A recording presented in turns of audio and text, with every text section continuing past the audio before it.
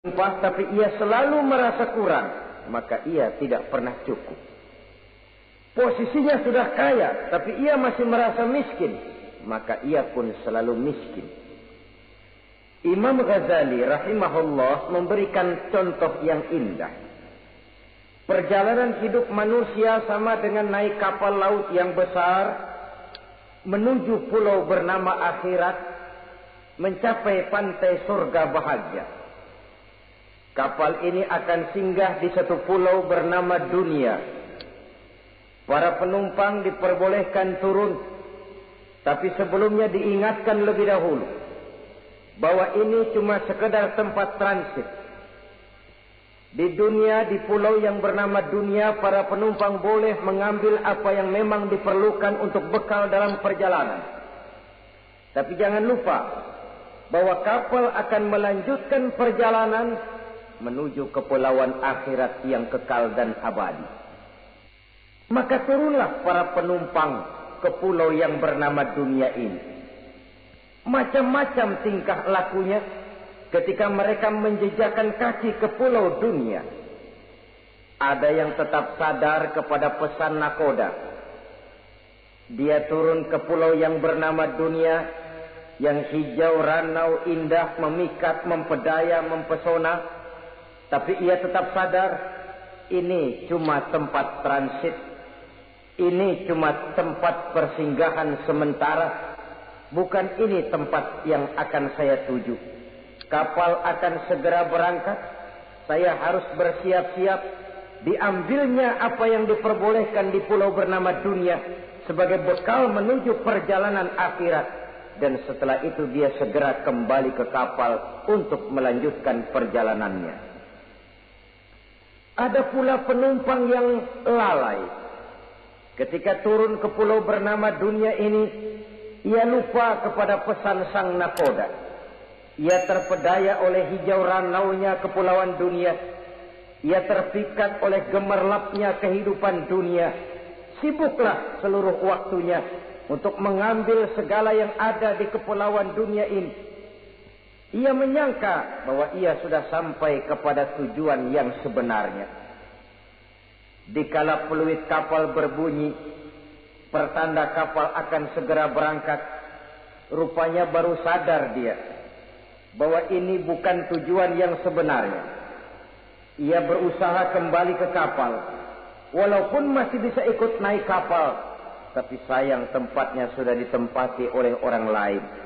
Inilah contoh dari orang-orang yang kehidupan dunia telah melalaikan mereka daripada tujuan akhirat. Yang lebih celaka adalah nasib penumpang ketiga. Mereka yang tertinggal sama sekali di kepulauan dunia ini. Mereka lah orang-orang kafir, orang-orang munafik, orang-orang musyrik. Bagi mereka, surgalah dunia ini. Bila kehidupan dunia berakhir pula lah surganya sampai di situ.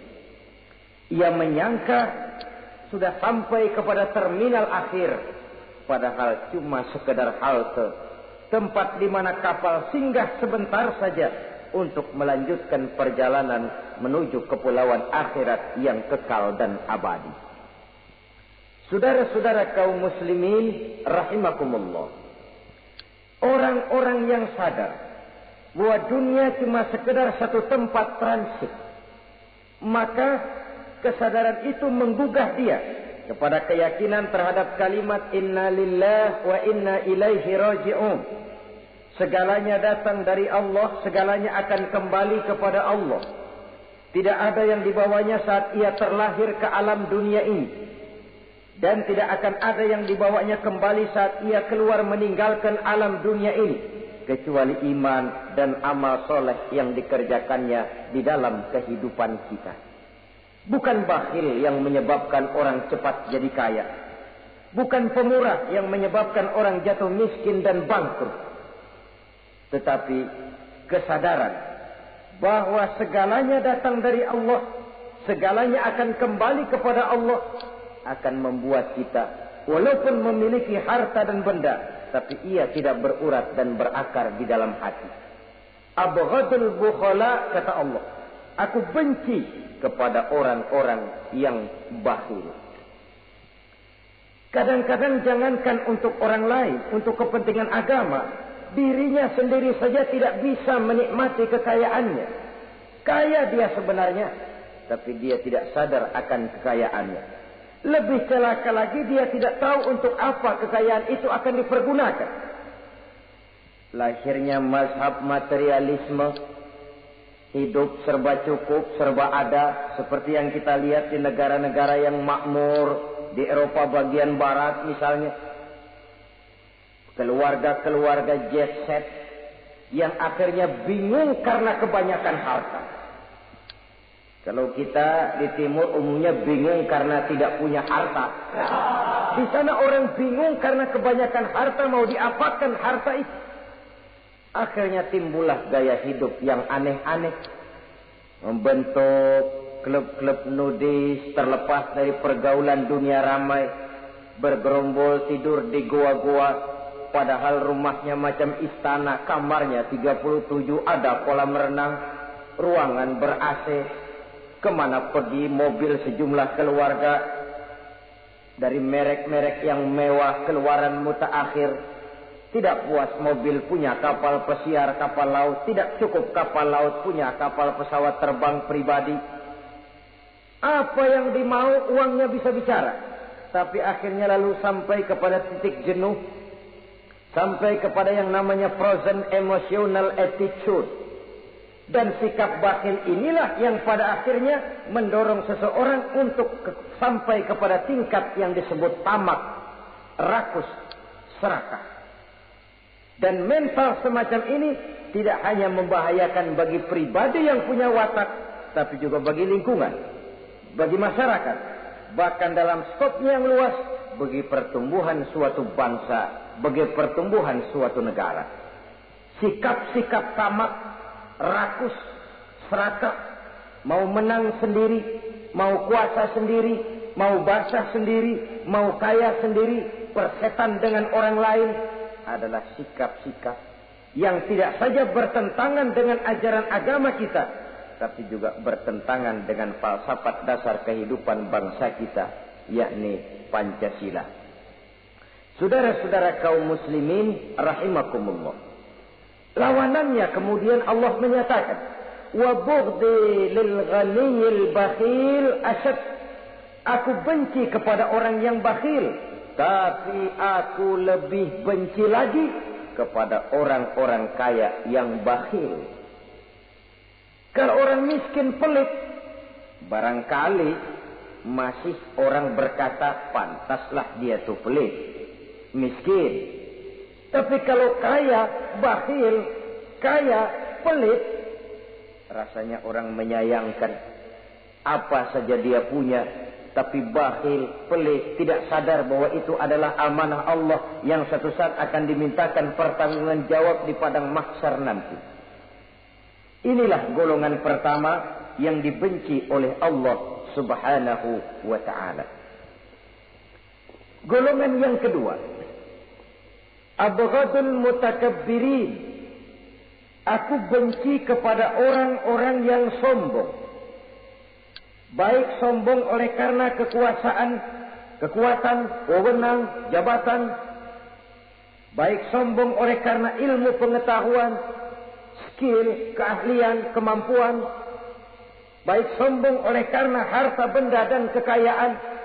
Sombong dalam segala bentuknya tidak disenangi oleh Allah Subhanahu wa ta'ala. Inilah yang saya maksud tadi dengan membawa ilmu padi seharusnya. Semakin berisi, semakin merunduk. Sebab pepatah orang-orang tua kita bilang, air beriak tanda tak dalam, tong kosong bunyinya nyari. Orang belajar silat kalau baru dapat 2-3 jurus memang genit, bukan main.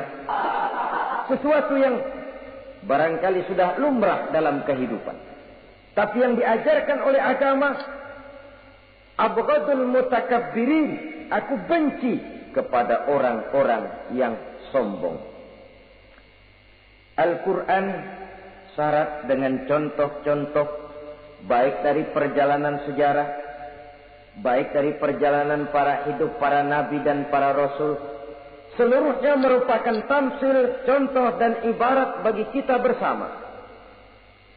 Fanzuru kaifa kana akibatul mukazzibin, fanzuru kaifa kana akibatul mujrimin. Berjalanlah kamu di permukaan bumi, lihat bagaimana akibat yang diderita oleh para pendusta, lihat bagaimana akibat yang diderita oleh para pembuat dosa, oleh orang-orang yang sombong, angkuh, congkak dan takabur. Mereka satu demi satu mengalami kehancuran, tenggelam di perut sejarah. Kurang apa Fir'aun? Kurang apa Raja Namrus? Kurang apa Raja Abrahat? Tentaranya gagah perkasa, kekuasaannya luas, istananya megah dan besar, pengawalnya gentayangan di mana-mana, intelnya selalu siap siaga menjaga keamanan. Sang raja diraja, entoh waktu berputar masa beredar, tenggelam oleh perputaran waktu dan peredaran zaman. Tidak ada satu keabadian dalam kehidupan ini. Akankah kita melahirkan Fir'aun kelas baru?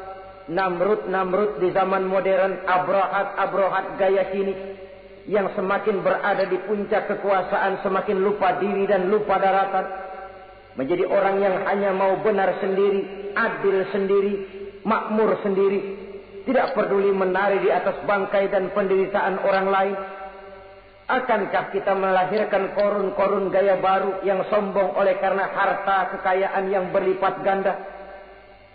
Ataukah kita akan melahirkan barsisul abid gaya baru yang sombong oleh karena ilmu pengetahuan yang dimilikinya?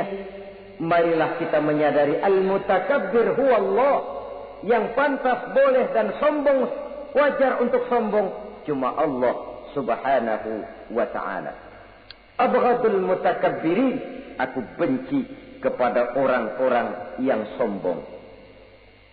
Saudara-saudara kaum muslimin rahimakumullah, lawanannya kata Allah, selebihnya wa bughdi lil faqiril mutakabbir asyad. Tetapi kata Allah, aku lebih benci lagi kepada orang miskin yang sombong. Ini yang sudah tidak punya pilihan. Orang pintar sombong barangkali lumayan, goblok sombong minta ampun. Pejabat sombong barangkali karena punya pangkat. Rakyat sombong, apa yang mau disombong? Orang kaya sombong barangkali karena kekayaannya. Melarat, miskin, sombong, minta ampun.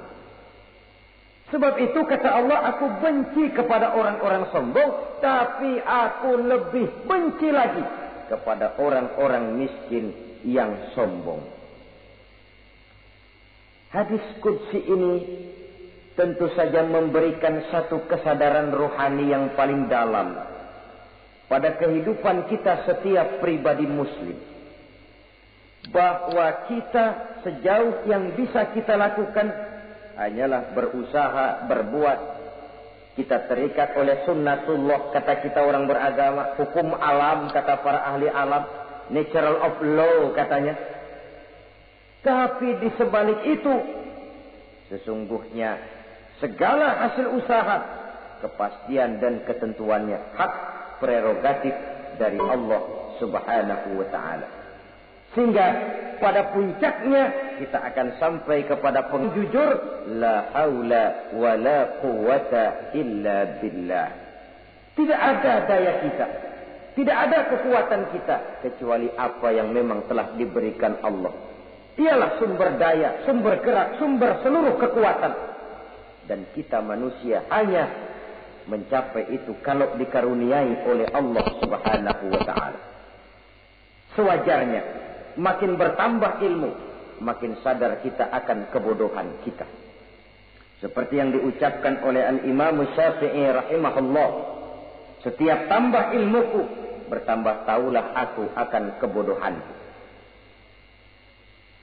Sewajarnya, semakin bertambah harta kita, semakin sadar kita akan kemiskinan kita.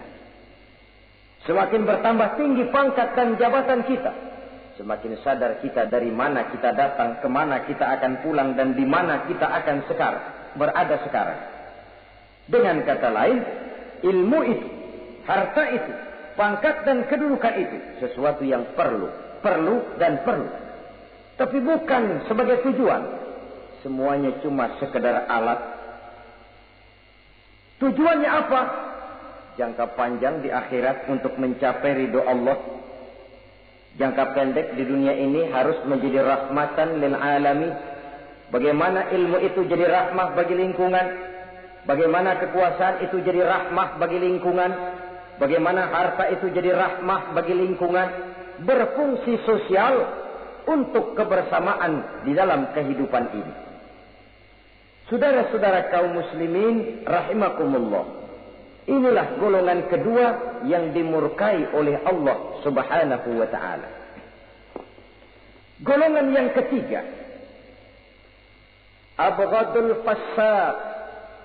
Aku benci, kata Allah, kepada orang-orang yang berhati keras, berhati batu, tidak mempan nasihat, baik nasihat itu datang dari Allah, baik nasihat itu datang dari orang lain, baik nasihat itu datang dari dalam dirinya sendiri, atau bernasihat yang dipandangnya, yang dilihatnya dalam segala gerak kehidupan. Satu hari bahkan beberapa sahabat pernah menghadap Rasulullah sallallahu alaihi wasallam. Ya Rasul, jikalau sekarang ini kami nyaris tidak punya problem. Artinya semua problem kami tuntas. Sedikit kami bingung, Tuanlah tempat kami bertanya. Kami tidak mengerti hukum, Tuan tempat kami meminta fatwa.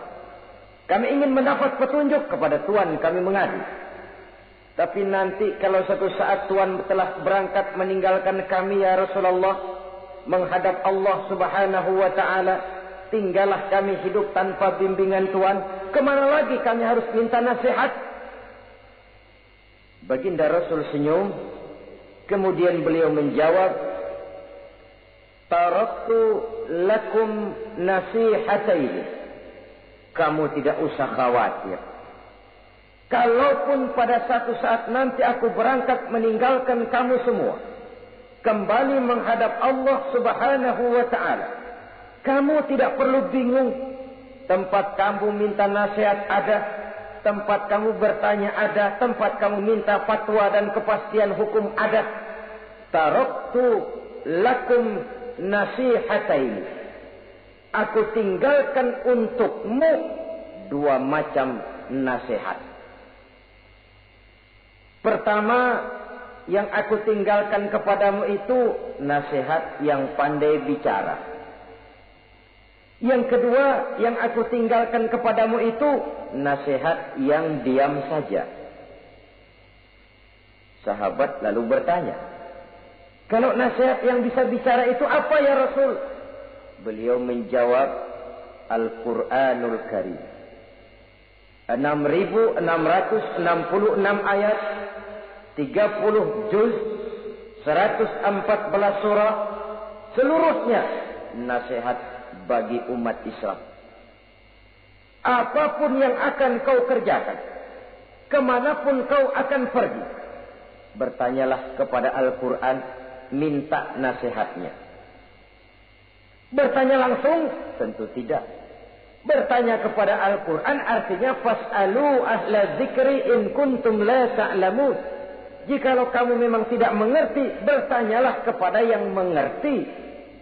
Yang mengerti Al-Quran tentu tidak lain para ulama, para kiai, para asatiz, guru-guru yang mengasuh kita di majelis ta'lim.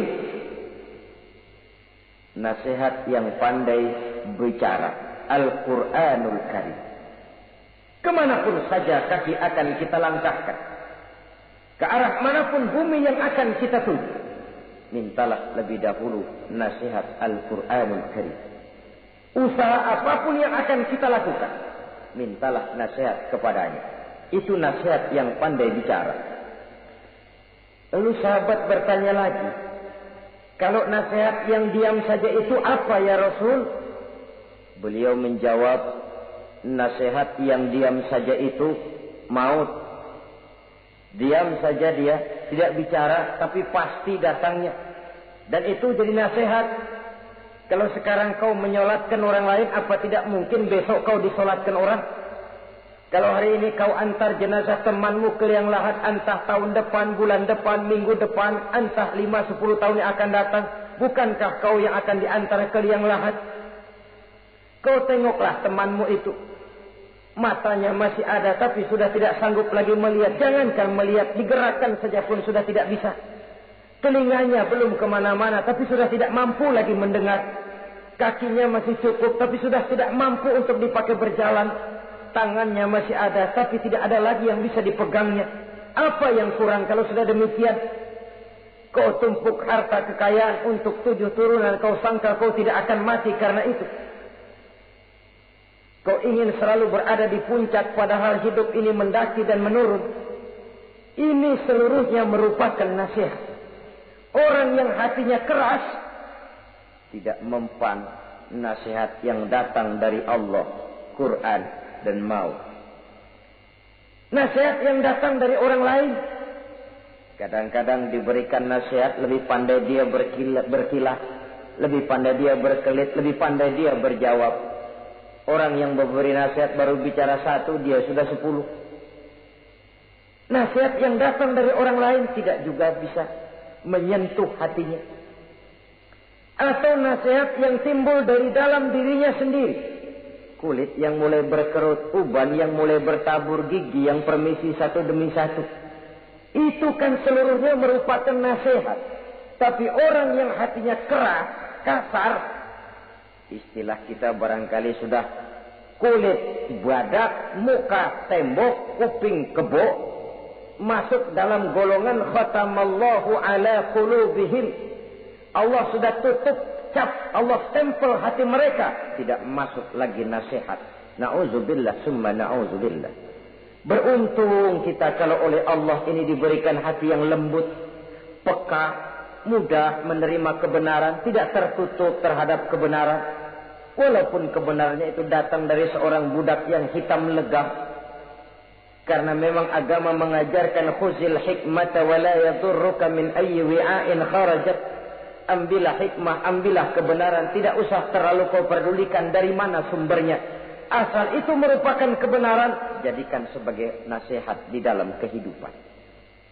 Saudara-saudara kaum muslimin rahimakumullah.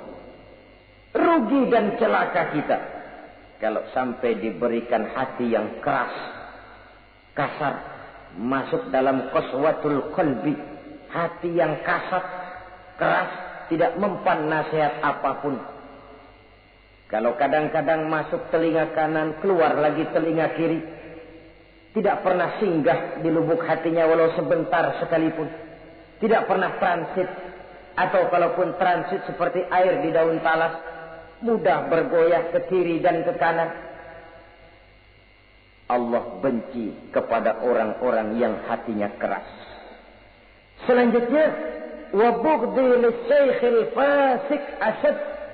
Tapi kata Allah, aku lebih benci lagi kepada orang tua yang hatinya keras. Tua-tua keladi katanya, makin tua makin menjadi. Kalau ada anak muda bandel, nakal, setidaknya orang masih punya harapan. Masih ada orang berkata, ya doain aja dah, mudah-mudahan dia makin dewasa, makin lurus jalan hidupnya, makin benar langkahnya, makin sadar rasa keagamaannya.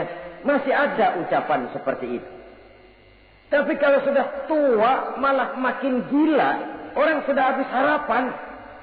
Paling orang bilang, tuh aki-aki, udah asar, udah maghrib, udah dekat ke lubang kubur, bedung menggerib masih nyingsot aja di perapatan. Saudara-saudara kaum muslimin, habis rasanya harapan orang. Aku benci kepada orang yang hatinya keras, tapi aku lebih benci lagi kepada orang tua yang berhati keras. Kenakalan remaja dibenci Allah, kenakalan orang-orang tua lebih dibenci oleh Allah Subhanahu wa ta'ala. Saudara-saudara kaum muslimin rahimakumullah, semoga kita termasuk ke dalam golongan orang-orang yang dicintai Allah, para kekasih Allah, dan kita berlindung kepada Allah jangan sampai termasuk ke dalam golongan orang-orang yang dimurkai dan dibencinya. Inilah yang kita bicarakan pada pertemuan kali ini. Terima kasih dan mohon maaf. Wassalamualaikum warahmatullahi wabarakatuh. Waalaikumsalam warahmatullahi wabarakatuh.